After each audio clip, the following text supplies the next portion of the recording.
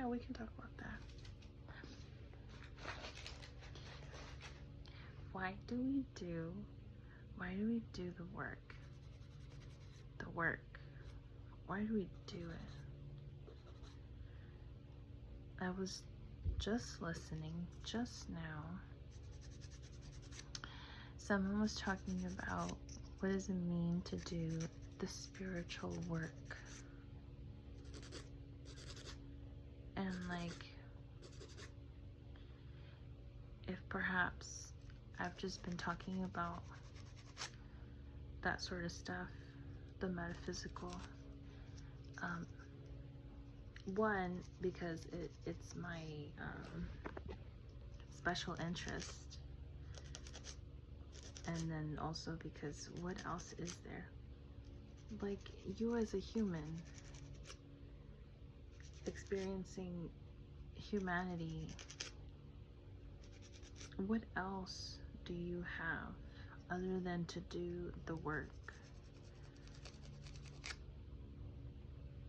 You know, it's like when Sam told Frodo that he would help him carry the load, you know, like, that's kind of what goes down. Not that someone else is gonna carry it for you. You gotta do it. But someone is something. It's not always someone. Something is guiding you through it. Because if you knew it all along, then it would have been done. But that's not the case. And I'm not saying that you're not the one doing it, because either way, it's still you doing it. It's just, you can't see it that way until it is presented to you in that way. It's presented to you in such a way where you understand.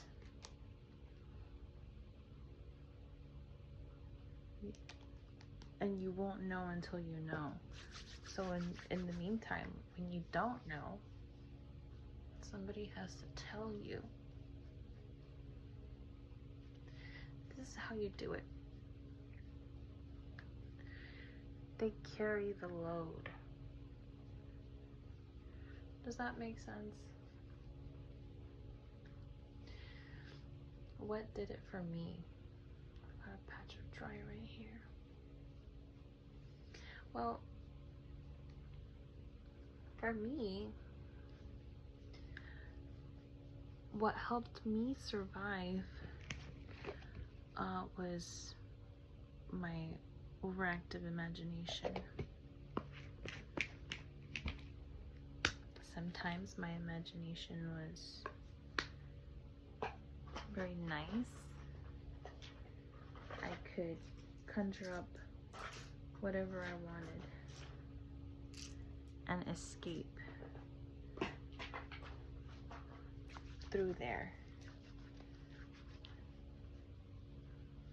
You know, I would daydream a lot.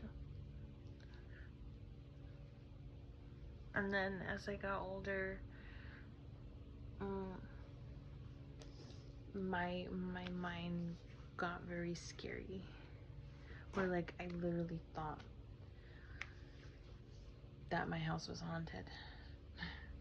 But in retrospect, I think it was simply the physical manifestation of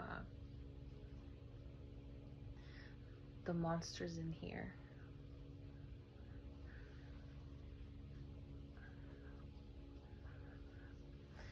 Because of the things that I had experienced. And you know, I had to put in the work, because at some point the thing helping me carry the load was like, it's your turn to carry it. It's your turn. And holy shit, when that happened and it was me and I had to carry the load, I didn't like it. I didn't like it because I was like, this is not fun. I want to go back to daydreaming and pretending that it's not real. Sorry, you can't do that. Sorry, you can't do that. Okay. Okay. And I had no choice but to do all the work. Do I feel better now? 100% yes. Am I 100% at 100%? No, because I'm a human as well. And part of being human is the learning as you are moving through life. That doesn't stop. That doesn't mean that you're not worthy of things and your goals or whatever, like, but it's just all a part of what Ram Dass says, and I don't know if I'm pronouncing it correctly, the Lila or Lila, one of those two. It's just the play. You put on your costume, you're on the stage, and you're simply moving through the scenarios and whatnot, because you're on the stage, you're on the spotlight. And then doing the work allows you to see that even though you have to put on the costume and get on the stage and perform, doing the work allows you to see that